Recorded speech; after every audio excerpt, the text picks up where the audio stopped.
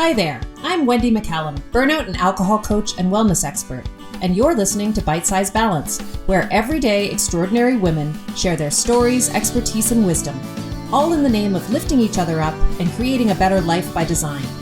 Whether it's wellness, career, relationships, food, alcohol, mindfulness, hormones, or parenting, we talk about all things women's balance. If your life looks great on paper, but it still feels like something's missing, you're in the right place. Welcome to Bite Size Balance. Hi, everyone. Welcome back to Bite Size Balance. I'm here today with Sara McElroy. Hi, Sara. Hi. Thank you for having me, Wendy. I'm so excited to have you here. I was just saying before we hit record that I get a lot of requests from agents who represent guests who are looking to get on podcasts. And most of the time, I just ignore them, or I send a quick no thanks or not a great fit or whatever back. And I actually joke about it because I get sort of bombarded by them, and I'm not a big podcast, so it makes me laugh. I wonder how the really big podcast hosts deal with it. But I saw the request around you come in, and something made me stop and take a look at it. And when I read through your story and what it was you wanted to talk about, I thought you were just going to be a perfect fit for the focus of this podcast. And I think everyone's going to really enjoy this conversation. So I'm so glad that I read the email because we would not have met otherwise, I don't think, or certainly not right now. So I think it's amazing. So I'm just going to tell people a little bit about you, Sara, and then we're going to get right into your story. So Sara is a former hustle culture devotee, ex-chief marketing officer, the Wall Street Journal's poster girl for pandemic career burnout, and a two-time member of the Great Resignation, which we're going to talk about today, class of 2021 and 2022. Finding herself in the company of millions of other women who also set unfulfilling jobs ablaze during the Great Resignation, she returned to her journalism roots and began to explore the stories, breaking points, and defining moments that led women to seek greater opportunity mid-pandemic. These conversations became the genesis of Raze to Rise, an organization created to amplify women's voices from the Great Resignation and inspire others to blaze new trails in their own careers. So now everybody who's listening can understand why I wanted you to be a guest on this podcast, because we're going to talk about your path from, complete career burnout to resignation to this whole new, exciting, fulfilling, it sounds like, venture that you're on. And it's just so in alignment with all of the things that we talk about on this podcast. So why don't you start by telling us more about that story? How did you get to that? We're talking about the Great Resignation. Maybe tell us what the Great Resignation is first, and then tell us your story of how you got there. Okay, perfect. Well, the Great Resignation is essentially the mass workplace exodus that has been happening since April 2021. Anthony Klotz, he was a professor at the University of Texas in Austin. He coined the term, predicted essentially that on the other side of the pandemic and people clinging to jobs after 2020, when so many lost their jobs, that on the other side of this great upheaval and seeing the economy in a good place, that we were going to start to see people moving and making a lot of career transitions. This also ties in with so many people during the pandemic having this awakening to greater priorities than just running on the hamster wheel ad nauseum.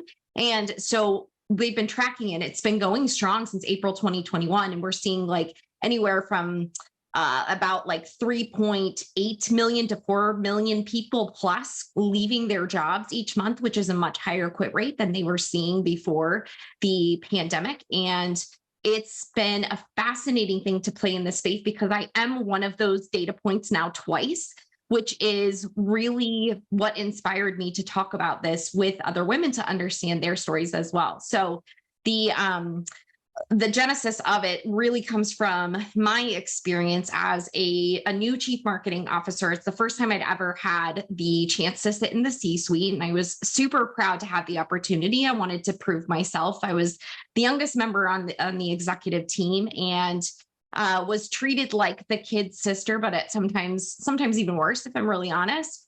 And so I'm trying to keep the wheels turning there at work and to show I'm worth my salt. And I'm also completing an executive MBA program at the time. So between the two, I'm starting to clock not every single day, but up to 20 hours a day in working. And it just became really unsustainable. And that's how I had these 2 episodes of throwing up blood.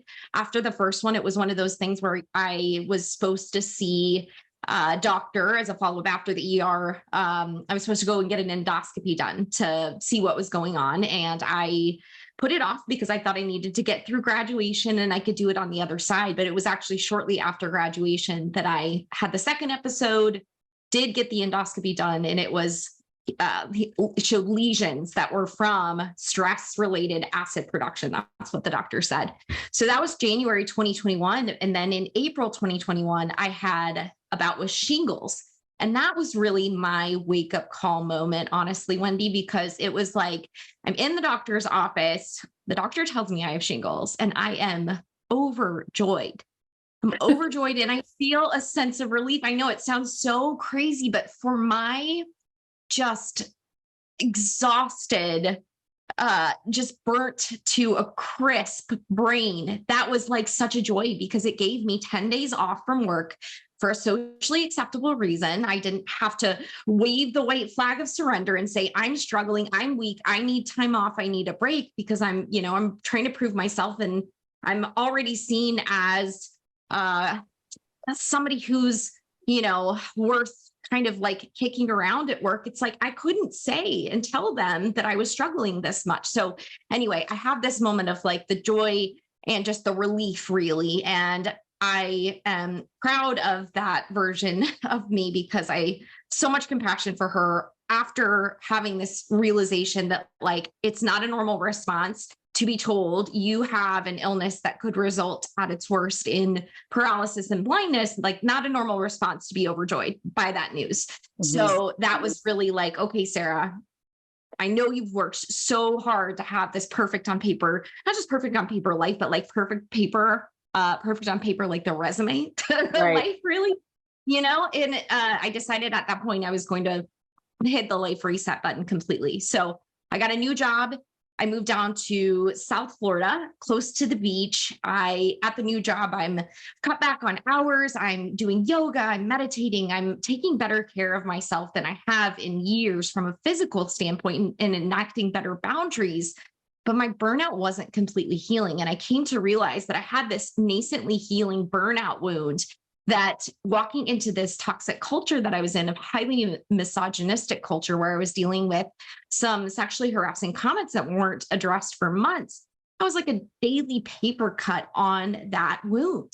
And so ultimately, that's why I quit again in January. And that second time, I got the readout from, to me, what was a performative farce of an investigation on a Monday that HR did into this situation with these comments months after a person from HR even had overheard one of the comments. So it was like so mind blowing to me that nothing was done at that time, but it was just so clear. She reads back to me 4 minutes of investigation outcomes, but it's really just a lot of HR legalese and boilerplate and stuff. Like, we have an open door policy, and this needs to be kept confidential and things like that. And I hung up the phone, and I was just like, there's no way I'm going back into that office tomorrow unless this is drop off my laptop. And so that's what I did. I drafted this blistering, anti-harassment, power of women's voices resignation letter. And the next morning I took my laptop in and I hit send on it. I sent it to HR, my boss, and the CEO, and I walked out the door, and I was just done.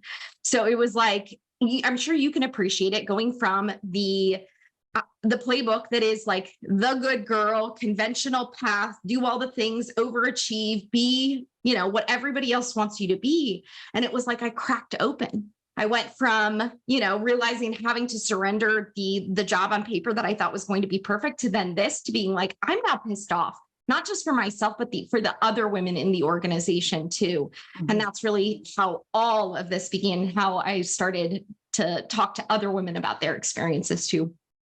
Oh, that's so fascinating. Oh my gosh. So much in what you said that I want to go back to, but the one thing that like really stuck out in my mind was the whole paper cut situation with burnout, which is something that, it's the way I always describe it, and how it felt to me was like, it was death by 1,000 paper cuts burnout. It wasn't one big thing. And I know that for a lot of the women that I work with, there's one thing that really like tips the scales. And it sounds like there was that one thing for you in that report, but it's not, it's not. And I think the reason why it's important to recognize that it's like death by 1,000 paper cuts is that people expect there to be a quick healing process from it. So it's like something you're just like, okay, you just need to take a break from work and then it'll be, and people take like a month-long stress leave or even a few months of stress leave. And I always say, like, I think I'm just now healing from that burnout. Like, I think it took me 15 years to heal from that burnout. And it required a whole bunch of different steps and pieces of work to be done, because it's more like, if it's death by 1,000 paper cuts, then it's like healing by 1,000 small steps. And and that, I think, is one of the main reasons why women, especially, I mean, that's the demographic I deal with, but why women don't heal right away from burnout like society expects them to. So I loved that metaphor analogy that you used. Science too is actually that it does brain damage. Burnout, legitimately, they've done studies, it does damage on the brain, and your amygdala, which is your warning system in the brain, becomes enlarged. And I'm not going to remember the exact proper scientific terms because scientific stuff like that isn't quite my forte, but it's just fascinating because what it does is essentially the amygdala is larger, and the ability of us to be able to filter what's coming from our amygdala, saying like, this is something stressful, be alarmed, like your nervous system's reaction to things. Basically, you get a warning light that's going off more frequently, more often, and you have a lowered ability to be able to even filter or manage it. So it's a combination that's terrible. It's actually physical changes to your biology that's happening. So of course that's going to take time to heal, but we don't know that because we're not taught that. We're taught self-care platitudes in listicles on the internet, and it's not enough, because you're right, we don't feel good enough oftentimes if we don't heal fast enough. And it's like, your brain has changed because of this experience, and you got to give yourself grace for that reason. Yeah, absolutely. Yeah, that's such a good point. And I think we've talked about that on this podcast before. For anyone who's curious on that point, I think Sarah and Bailey and I had a conversation about that whole basically it's almost like you get acclimatized to the stress, to the constant stress. And so your brain just starts labeling everything as stressful. Yeah, exactly. And it's really, it takes a long time to come down from that. And it's not a matter of, meditating for 5 minutes a day. And so I love that piece of the conversation, the fact that the reality of burnout, which is something we still don't know enough about, and we're still studying and learning about. It's not even it's not even a diagnosis yet. Right. But the reality of that is that it's not something that there's a quick fix for. And we have been approaching it as something that there should be a quick fix for. And I think there really needs to be a paradigm shift in our thinking around recovery from burnout and what that looks like and what's actually required in order to get there. And, of course, I feel like I've lived this for the last 15 years, but sure. So, okay, that's so great. Thank you for sharing that. I also wanted to ask you, because I know the answer to this question, but so what age were you when you left the second job? So when you moved down to Florida, you took the second job, all of this went down, and you just thought to yourself, this is not what I thought it was going to be, and I'm still not where I want to be. This is not the solution. Yes. How old were you then? I was just a couple weeks past, or 10 days past my 37th birthday. Yeah. So the reason I think that's fascinating is that's when I left law. So I left law when I was 36, and I just got to this point. I don't know exactly what it was, but I just got to this point where I just thought, like, not this, in the words of Glennon Doyle, my BFF, who's actually doesn't know I'm alive. But that idea of like, I don't know what it is, but it's not this. Yeah, like absolutely. I cannot keep doing this any longer. And I see that as like the time frame for women is usually like mid to late 30s into the mid 40s. in my experience anyway, where women burn out. And we've talked again on this podcast, we've talked about how that ties in with hormonal shifts that are happening then. And also with the fact that all of your responsibilities are peaking at that point in time. For a lot of women, things are peaking. And so it makes sense that that's the most likely time for us to burn out. But it does feel to me like it's moving younger, like it's moving down, like I don't know if there are any studies on that, but there probably aren't, but on like the average age of burnout. But it does feel to me, as somebody who's on the other side of it, and who's been observing it for the last 12 years or so, that average age is shifting down. And I feel like the pandemic almost acted like an accelerant. Yes, So completely. can you talk Absolutely. about like, what do you see the connections be? Because your timing was clearly like, I mean, we're technically still in the pandemic, I guess, but when you left, it would have been like a year after the first lockdowns, approximately, that first job you left.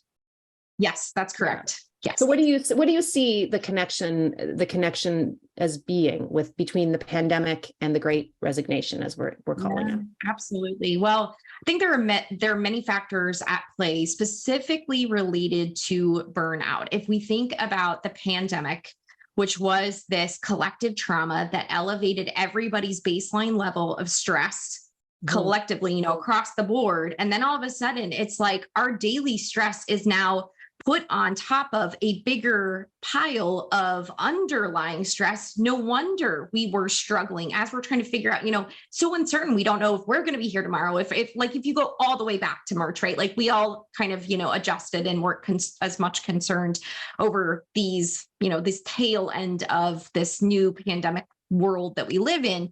But like, if you remember back at the very beginning, it was really scary. And it became this sort of overwhelming situation where it's like, am I going to keep my job? Are my family members going to be okay? Am I going to be okay? What's going to happen? This is a black swan event that we've never seen before. And the uncertainty of it all really ratcheted up these baseline stress levels. So then you put in all of the regular personal and professional responsibilities, and we just had this higher level of stress that we're not used to and able to manage. Now, for women especially, that's what's been really fascinating to me, is that women became more susceptible to burnout than men during this time. And what the McKinsey and Lean In Women in the Workplace report has shown is that the combination of women juggling professional responsibilities, but also having more of the housework and childcare at home to take care of, especially during the pandemic, as safety nets evaporated. Think about it. It was like childcare facilities closed, schools closed. We couldn't see our family and friends who maybe could have helped with taking care of our kids during that time. They found that women were spending upwards of 3 hours per day on additional unrecognized labor at home. So that's like the work that I would come and do at home at night or even in the morning, getting my kids ready before I go to work. And that was in 2020. The numbers held strong through 2021. And I guess it was about over 50% of women were reporting some type of burnout at that time, which then it makes complete sense that it ties into with these shocking numbers that Deloitte found in a survey of 5,000 women they did earlier this year, that found more than 50% of women intend to quit their jobs in just the next 2 years. And that number skyrockets to 90% on a 5-year horizon, which is like, are you kidding? Wow. Like, it's shocking. And that's the thing that's like amazing to me, is that these numbers come out and you hear them talked about a little bit, but really this is epidemic proportion of women hitting this point of fed up. And so we were speaking about this just briefly before we hopped on the call here, but it's like women across the board. It's not just the TikTok generation that is like, has a lower threshold for crap or whatever in the workplace. I was speaking with a woman in her 60s and a woman in her 70s a couple nights ago on their podcast, and they both still work and they feel the exact same way. Like, we're tired of workplaces and jobs that steal our joy and break our spirits. And like, this is a transgenerational thing that is happening now, that we are feeling like this. And I think it really shows that the hamster wheel that we were all running on pre-COVID helped to camouflage the frailties in our systems that actually existed. And then when we had to pause, we lost our safety nets. We could finally see the cracks and fissures in our economy and the way that it worked with, the expectations of how we work, as well as how much perhaps the support we lost. Maybe we need more. That's what like Rush Misogyny. I don't know if you know of her at all, but she started the Marshall Plan for Moms, which is actually advocating for a government plan to better support working moms. I mean, it's just been an amazing thing. In this bright light of crisis, we've come to realize there need to be systemic changes because, again, more than 50% of women want to leave in the next 2 years, and it goes to 90% in 5. And so where are they going? This is my big question. So I see. So, I mean, this is something where we talk a lot, or I do on this podcast. And if I ever have a guest who wants to talk about it, I always try to get them in on the conversation. But I'm really kind of fascinated with something that I call post-alcohol transformation for women. And so I talk a lot about like women leaving jobs after they become free from alcohol, realizing like, oh my gosh, I'm not happy. This isn't where I want to be. And then feeling empowered by, leaving alcohol behind and everything that comes with that. And then that leading to them starting their own businesses, writing a book, setting up a nonprofit, like doing these types of things. And I'm just really curious as to where all of these women are going. And is it something like that? Because clearly they can't all just resign from their jobs and do nothing. Are there any commonalities in what they're doing or in what they feel like they need more of and they're like moving towards? Like, have you noticed that at all in these conversations?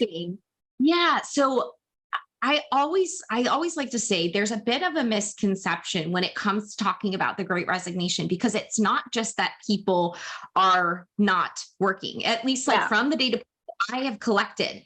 Because people have asked me that question, and it's not that I've actually not even met a woman in all of my conversations and interviews, and I've talked to over 125, probably close to 150 women now, none who have just stopped altogether. Some are maybe, yes, spending way more time at home, taking care of their kids and doing a little bit of work here and there, but nobody has wanted to stop completely. So I think that's been a really fascinating thing. Yeah. And that's actually what came out in the new Women in the Workplace report that was just released a couple of weeks ago. And so women are actually, what they're doing is they're going to different organizations. Sure, some are starting businesses too. I haven't seen the most recent data on businesses started post-pandemic. I was able to find something that was talking about 2020, but I haven't seen anything for 2021 yet. But from the women I've talked to, like Sarah's data points as part of my research, has found that women are switching jobs to find better opportunities, better cultures, things like that, to find a way to make work for them. Whereas before it was like, guess what? Career is the epicenter of your life, and you better just figure out how to fit everything around it. And you better not make it a whole thing. Like, we don't want to know about it in the workplace, that you're having to figure out how to do it all. Like, thank you. Keep it to yourself.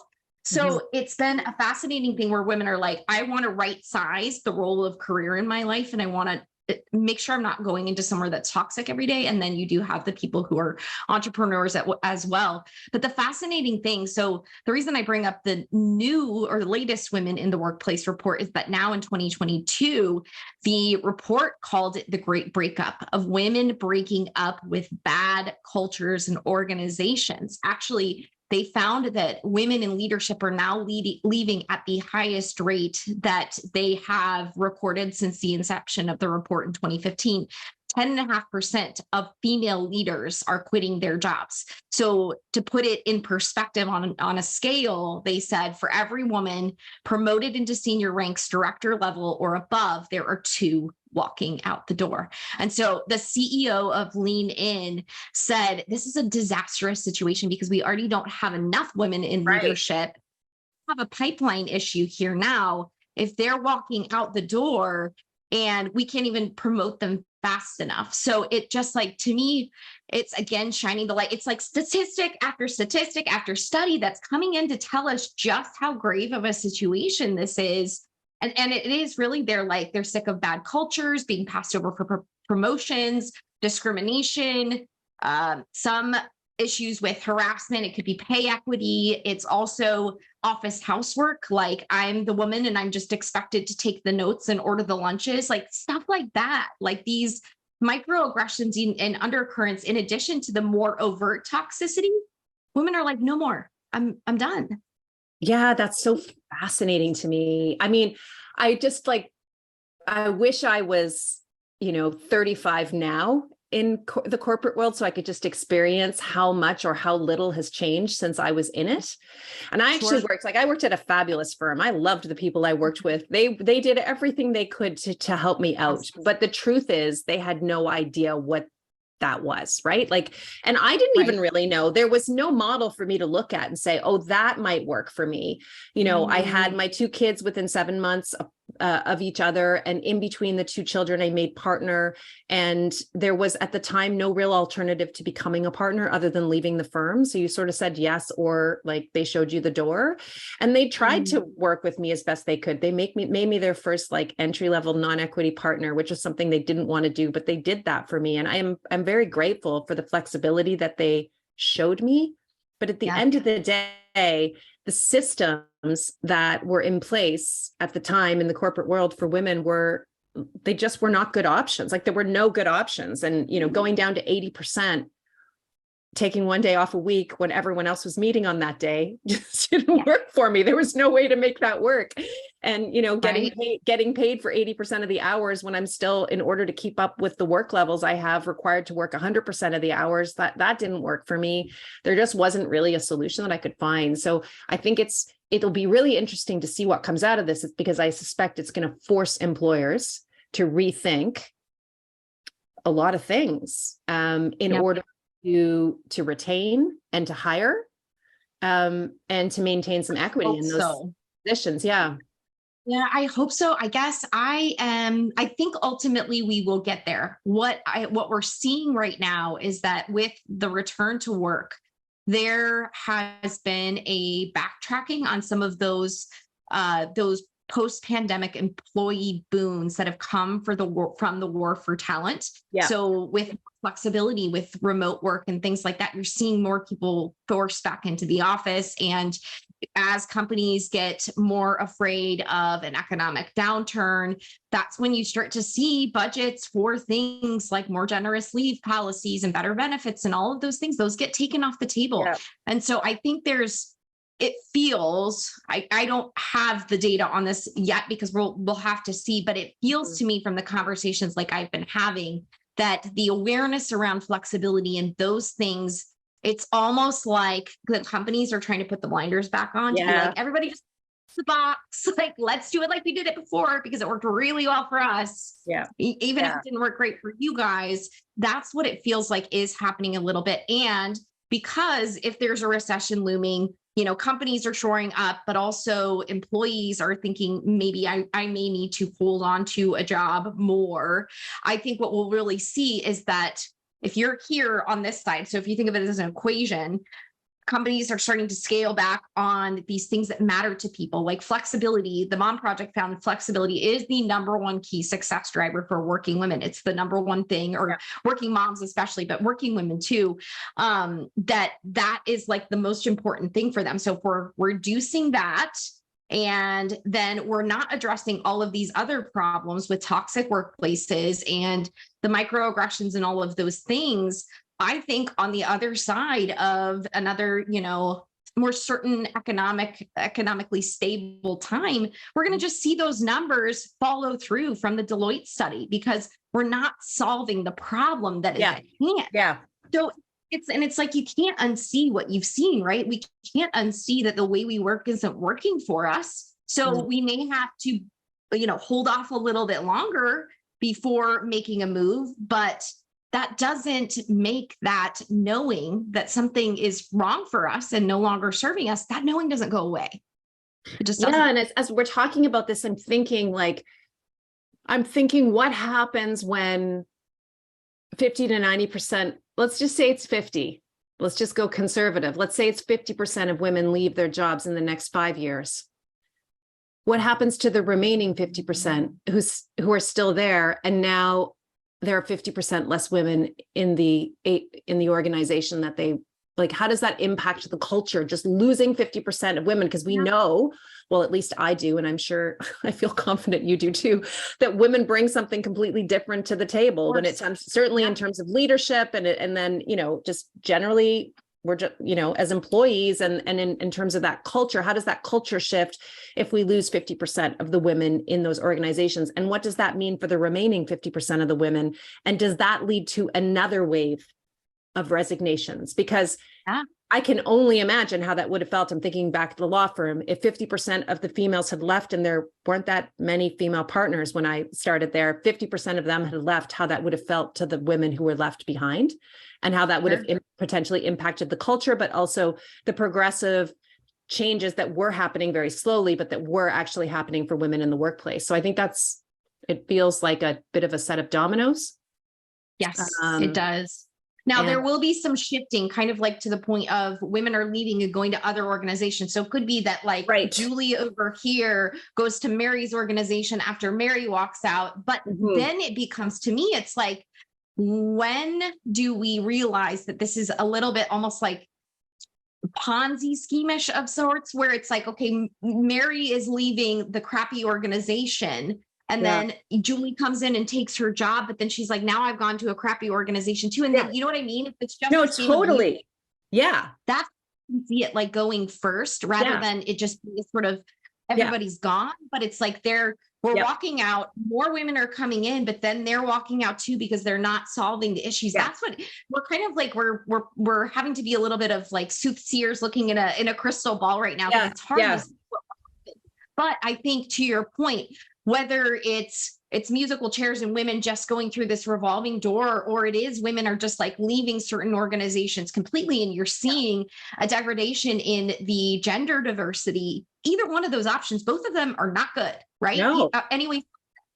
Not good at all. And I have to say, like, clinically, when I look at my practice and the women that I support, many of whom are in exactly this place, where, you know, I've got many clients right now that I can think of as we're talking about this whole Great Resignation, women who are in leadership positions, who are in, you know, in a C-suite role, who are at a very high level in terms of their career, who are thinking of leaving. And I have many of them who've already left one place and gone to some other place, and are now like, it doesn't matter where I am. It's the same, and it doesn't serve me. And then those women are the ones, I guess, maybe there's like a middle step that I missed before when I was talking about this, because as I'm thinking about it, it's very often the case that they move like you did from one to another. And then eventually they're like, no, if I want what I want, I'm going to have to create it myself. And that's what's leading to, I think, you know, and I'd love to know the statistics on this in terms of businesses, new businesses. I'd love to know that the new business. Fascinating to see. Yeah. I don't have that, and I haven't been able to find it yet, so I'm not sure if it's out, but it's going to be incredible when we do the kind of the retrospective on this a few years from now and look at what happened. And like, these are what McKinsey said when they did another study back in July of 13,000 people, men and women, and 40% of those people were still saying they wanted to quit their jobs in the next 3 to 6 months. One of the co-authors of the report said, we are never going back to the way work was in 2019. This is not an episodic blip in the workforce. This is a structural shift. Workers' mentalities have changed. And so it's going to be just fascinating to see, we're a couple years out, like, where did companies win and where did they drop the ball, because they weren't wanting to look at it like it had completely changed. And we're trying to cling to the last, sort of like relics of the old power dynamics that were the employer-employee relationship. So it's like the most fascinating thing to me too. But I love what you just called out there, because I think it's very real. I was just talking with another woman the other day, like how I told her about my story from the CMO to the new job. The new job was, even more problematic, if I'm really honest. And she was like, oh yes, I did that too. It's like a rebound boyfriend. Like, that is exactly what it was. Because here's the thing too, if I'm really honest with myself, I've known for years that I've wanted to do something of my own. I used to say, actually, because I found it, this is so kind of silly, but I found it on an old Pinterest profile a few months ago that I had entrepreneur at heart on my Pinterest profile. And this was like from 2011 or something like that. So I've known, right? Like I've known, but I've just not honored that part of me. And there was a point in time where I would kind of joke and be like, I'm an entrepreneur without my big idea. But, you know, it was kind of one of those things that at the time, given that I had the conventional societal playbook at the, you know, the forefront of my existence, it was like, oh, that's nice. Like, that's cute. That's a dream.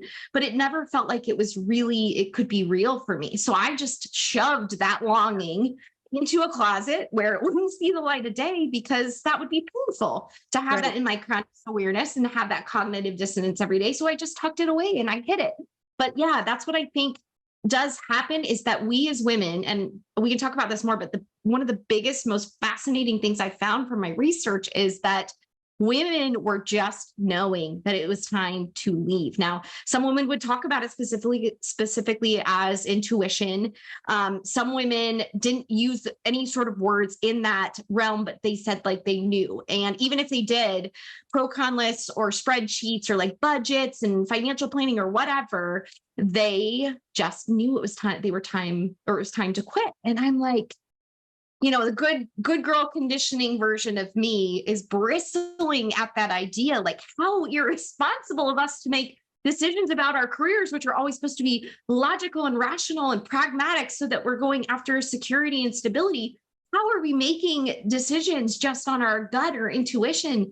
But then I was like, oh my gosh, that was me too. I had the same thing. I had these moments of knowing too. So it's like we're reconnecting with the part of ourselves too. We're giving ourselves more permission as we're watching others do it and they're planting seeds. We're starting to think and reconnect with that part of us. Like maybe it's time to honor her and to do what she wants. I love that. I feel like that's our superpower as women. That's the thing I see as like, it's like a thread that runs through everything that I do is this. Yeah. If we just give ourselves permission to listen to it, and I'm going to sound like a raging feminist here, but I feel like the patriarchy sort of like stamps that down. It's not really interested in that, right? But if we give ourselves that space to actually listen and hear whatever it is that our authentic, genuine self wants for us, and then we have the courage and the confidence to act on that, we end up creating really pretty amazing things, both for ourselves and for other people. And I do think that that's our kind of our secret weapon. And I think that's what's leading to, when I talk about that whole post-alcohol transformation thing, that I just notice it in the context of drinking, but I think it happens all the time for women when you let go of whatever the thing is that is sort of oppressing you or keeping you down, whether that's a job in a company that doesn't serve you, or it's, you know, a coping mechanism that feels like, you know, an albatross around your neck. That's what I think makes that space for it. And I mean, now we're talking, Sarah, oh my gosh, I feel like I could talk to you for hours because all these things are coming up as we're talking. And I'm wondering what you think about this idea. And I might be totally out to lunch here, but one of the things I always listen, so I found this for myself, and I say this to my clients all the time. They're still in the job they don't like. Okay. And they're trying desperately to figure out what the thing is they do want. And I say all the time, if it's possible, can we create the space for you to not have to do anything? Because it's only then that you're going to realize or learn or know or figure out or whatever the thing that's missing. It's so hard to know where you want to be when you're still in the place you don't want to be. And so for me, I recognize this was I was in a very privileged position where I saved a bunch of money before I left law so that I could take a year to be home with my kids. And I didn't have to worry about working that year. That gave me that break. When I left law, I had no idea, not a clue what I was going to do. And I'd almost just like, don't get me wrong, I'd spent years trying to figure that out. I'd applied to like various colleges and university programs. I was trying to figure that all out, but I did not know. And I had almost given up on knowing. And so that year I was like, no pressure, you have a full year, but you need to figure out something because you're just not going to be happy not doing something. So you've got to figure out what that is. But that's exactly what I needed. It was that space. And I'm wondering, this is going somewhere. I'm wondering if the pandemic provided that in some way for women, even though we were busier than we've ever been and we had all this additional stress and pressure on our plates. I wonder if just the physical change of environment for so many of us, where we didn't have to go into the thing that wasn't where we wanted to be, if that provided that space for women. Do you think there's anything to that? Or am I just crazy? No, I mean, I think you're spot on, because even if you were still working in the job, but you were going into that toxic culture, that contrast experience of like, I mean, I can tell you, especially, well, I guess honestly, it was in both organizations. For a very long time in my life, was very disconnected in my body, but it was in these two jobs that I started noticing my physical response of going into these offices. Yeah. And it would be not just the anxiety, but like clenching my muscles. I actually even had built up bigger masseter muscles because I was clenching my jaw, et cetera. So I think, like, to your point, when you were not having to go into that same environment every day that is taking its toll on you. And we know that stress, the Surgeon General just released guidelines around toxic workplaces because of the impact that they have on mental and physical health. So it's like, if you're not going into that, you have the contrast now of being able to work at home and do things differently. Absolutely. I completely agree. I mean, Wendy, it is, I think you're touching on one of the things that, like, I don't know if we can completely solve or eradicate, but would love to take this work that I'm doing eventually to a place where there's, I don't know, loans or scholarships or an incubator or something that can help women to get that space. Yeah. Because that is holding us back. And when we're so mired in the crap of every single day, it is so hard to know what is even up or down anymore, because you've lost yourself so much. But she's in there, right? She's in there. You just have to be able to get quiet and get rid of like that external stimulation and stress that's causing damage to be able to access her again. And so I would just love for that. But if you think about it, like our way of working, the 5-day work week, you have 2 days off. I think on average, I was looking, it's like 3 weeks off per year that people have. But if you're in like hourly jobs and stuff, like that's not even so much as of a thing, because if you're not working, you're not getting paid. It's like we have so little space baked into our lives for reflection, figuring out what we want, being able to come back to the truest version of ourselves, that our recipe that we have for societal success is like keeping us stuck and sick, in my opinion. Yeah, I think that's so well said. And it just totally is in alignment with everything I see in my practice and everything I've experienced myself as a woman. And so this is so fascinating to me. Do you know any statistics on, in terms of that Great Resignation and the numbers, the 3.1 million or whatever it was that you said left? What's the percentage between the genders? Like, do we have a division? Like, are men resigning at the same rate as women are resigning? No.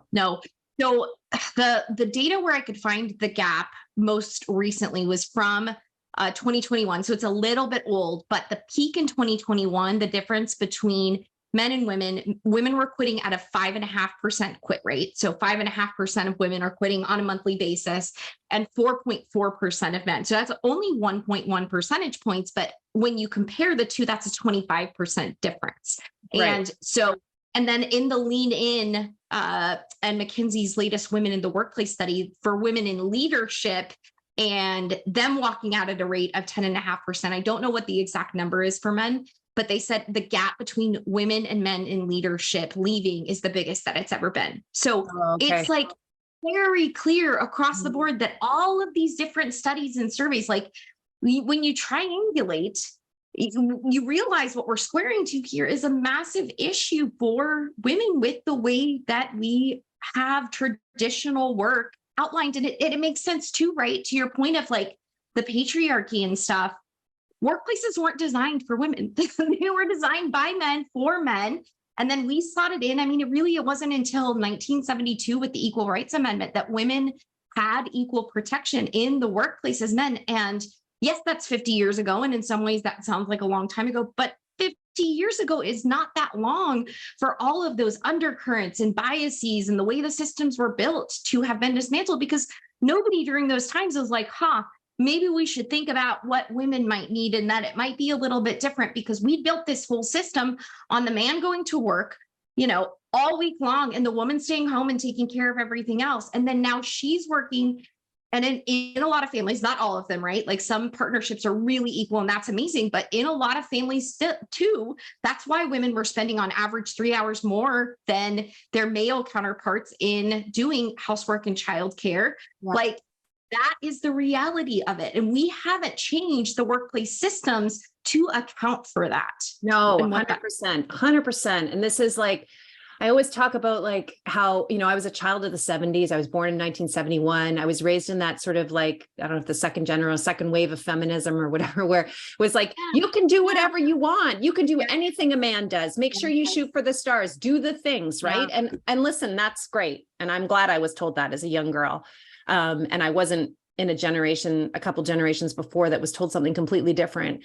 But I truly believed I could do whatever I wanted and that I could do whatever a man could do. But what I was not told, and I don't think it was in any way,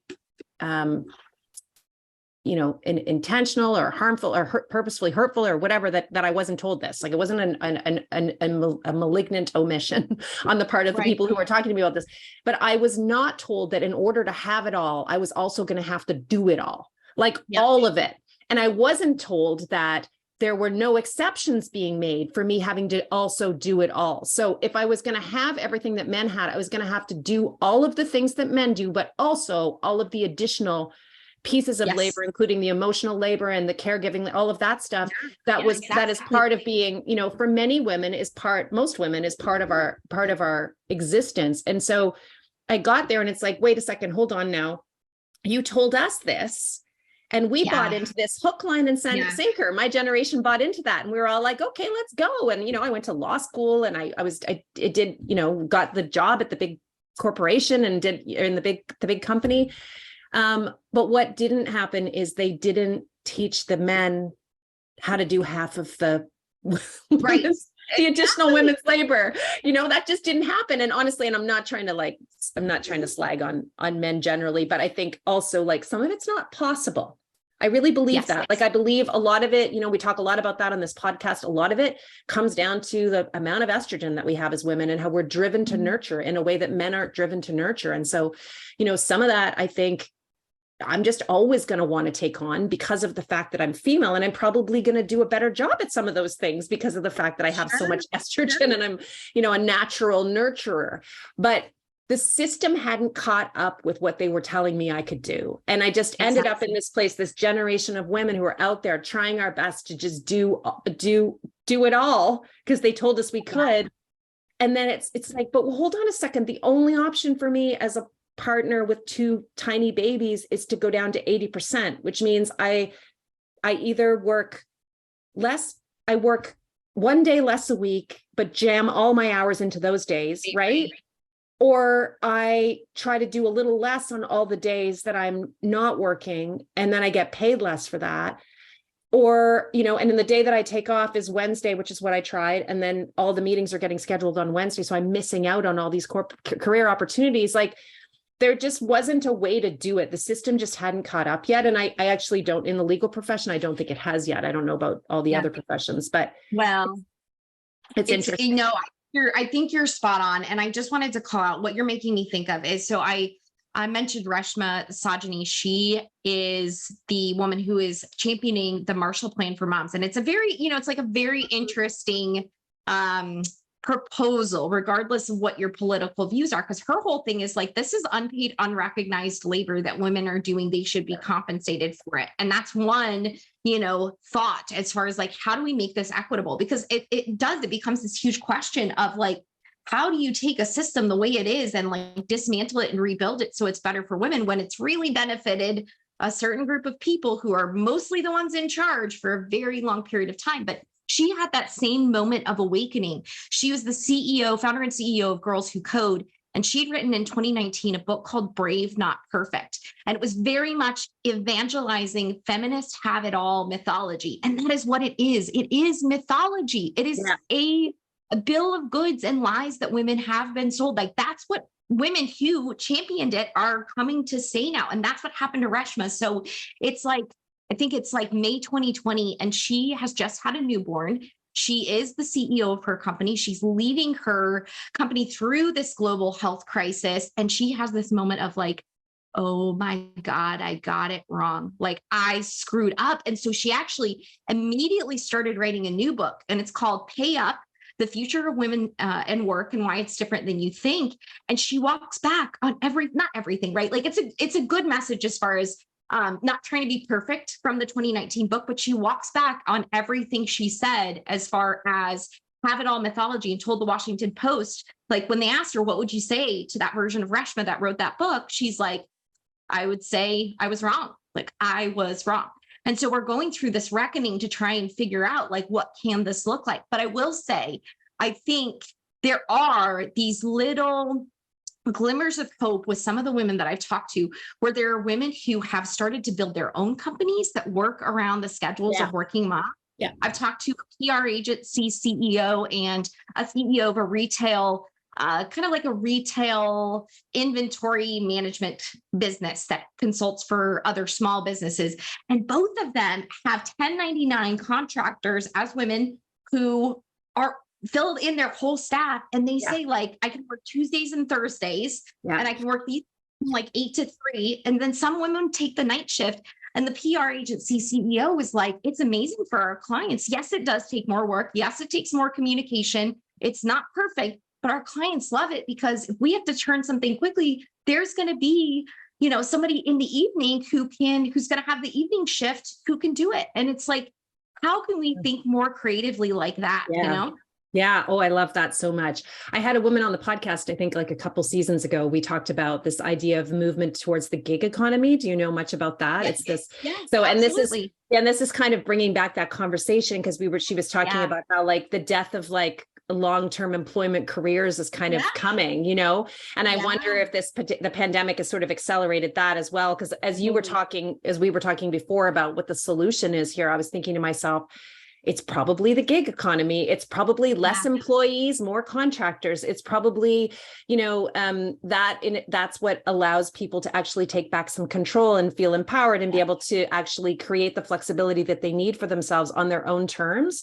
And also do the things they really want to do, the things that light them up, right? Instead of being an employee and having to maybe do all of the jobs, be the person who says, no, this is the thing I'm really good at and that I really love to do and that actually brings me joy. And I'm going to just do that. And I might do it for more than one company, but I'm just going to do that thing. So my hope is, like, as I'm looking forward as the eternal optimist that I am, that this is actually going to turn out really well in the end for women. I think it will. I agree with you, though. I think it's going to be a bumpy ride, as they say in Harry Potter. Exactly. It's going to be a bumpy ride. Yeah. It's not going to be a smooth transition, but it had to happen because it did. Yeah. The structure that was in place for me anyway, 15, 20 years ago was just not one that long-term was sustainable for professional working women, especially moms, I think, but just generally women. Because the other piece that we haven't really talked about, Sarah, that I think has to be brought in here in terms of additional stress and responsibility during the pandemic is elder care. Because not only did we have to take care of our kids, a lot of us we had more caregiving responsibilities during the pandemic because childcare and it was, iffy or shut down or schools were closed or whatever. We were also dealing with additional levels of anxiety and stress with our kids. So we were doing more emotional parenting, I think, around managing other people's emotions.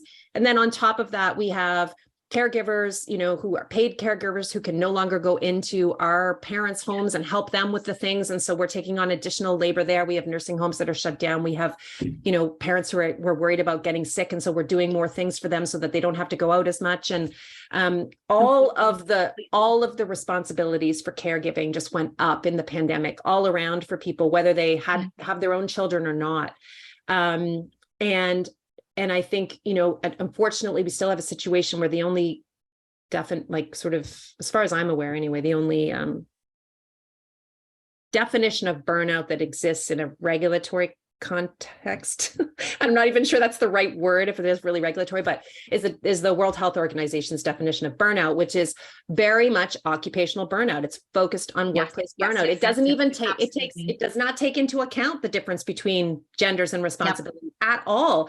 It just talks about occupational burnout as a phenomenon related to chronic stress in the workplace. And I think we're just missing a huge piece there, which is that it looks so different if you are also a person with additional responsibilities, caregiving I mean, everybody has additional responsibilities, obviously, outside of the workplace, but I do think that women have more and different responsibilities normally, typically, that sit on top of that. And we don't talk about that. In my experience as a burnout coach and in the corporate wellness world that I'm in a lot of the time, the overwhelm that leads to burnout is not just occupational burnout. It's very rarely just occupational burnout. It's a combination of caregiver burnout and occupational burnout.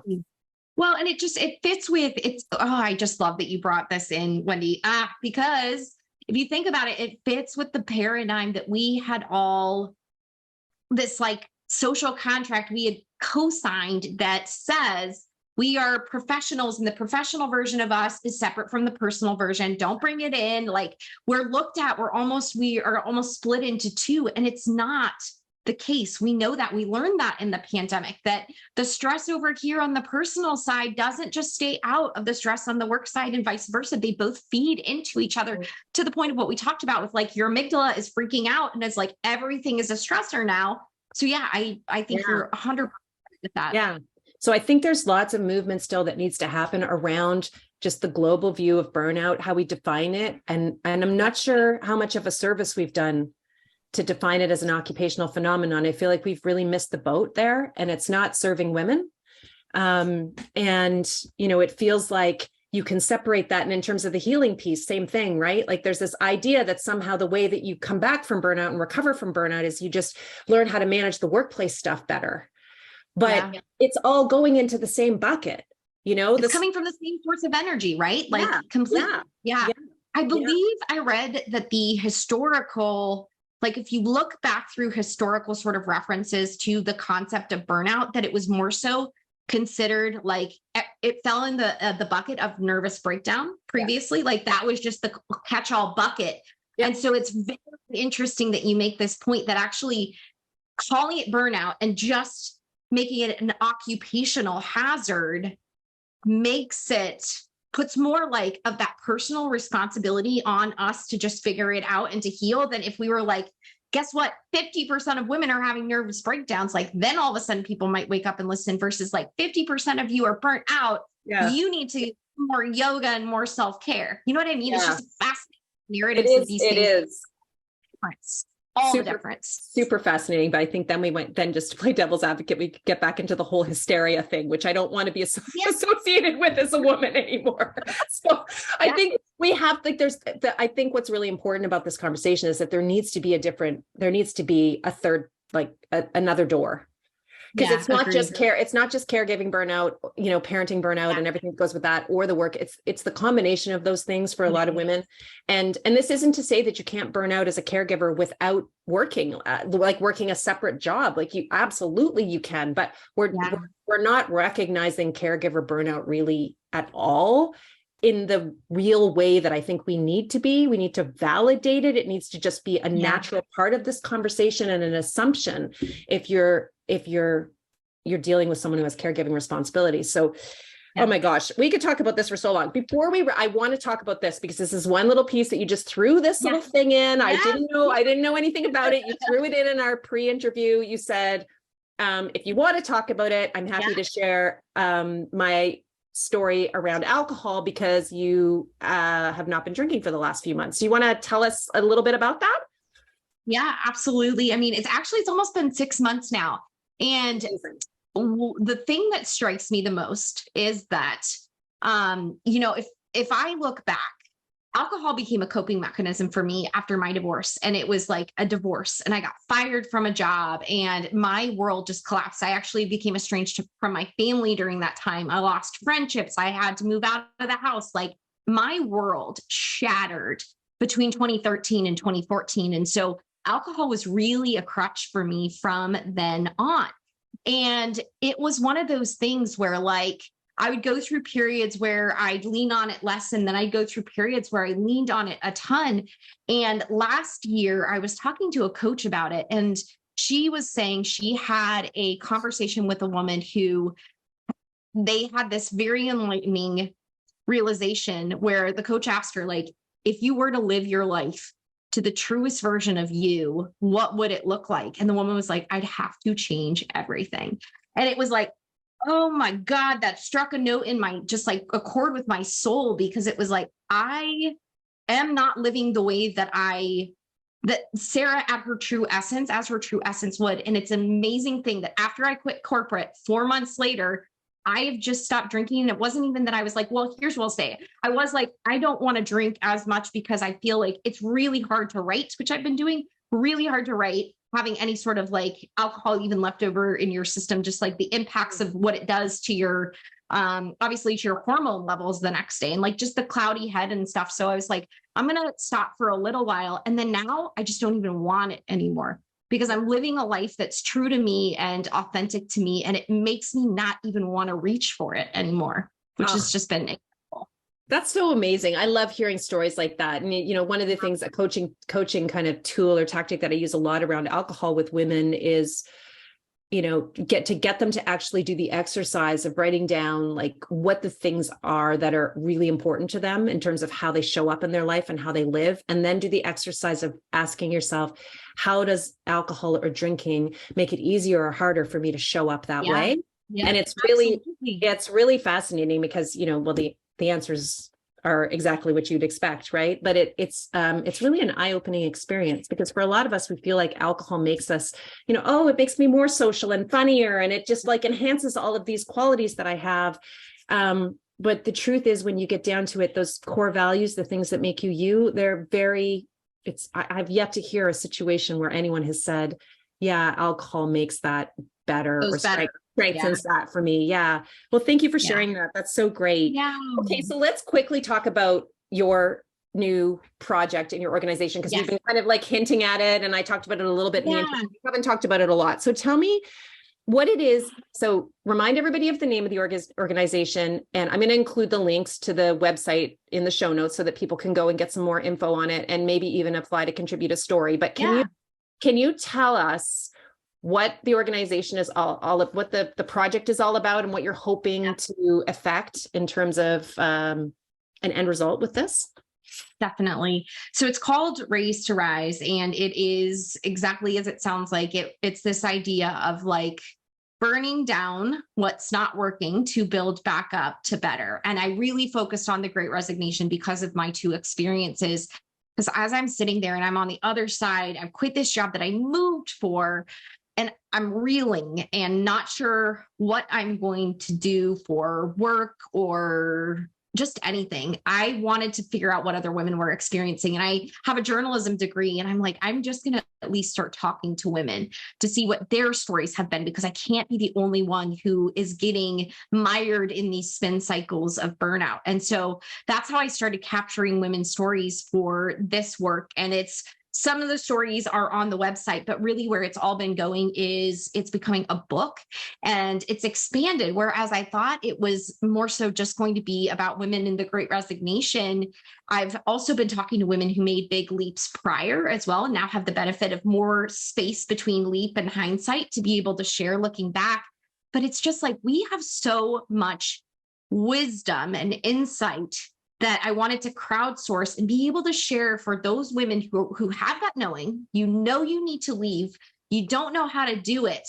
You need that kind of like the toolkit and the blueprint of how to move forward and follow your knowing. And also the self-discovery work and the skill building to improve your confidence, and how you will embrace uncertainty, and how you knock down the way that fear shows up like a 9-headed hydra in all the different ways. Like you tame it in one realm, it pops up in another form. Like all of those things, that's what it's becoming, is a book on how to walk away. I love it. Oh my God, it's like the theme song of my life.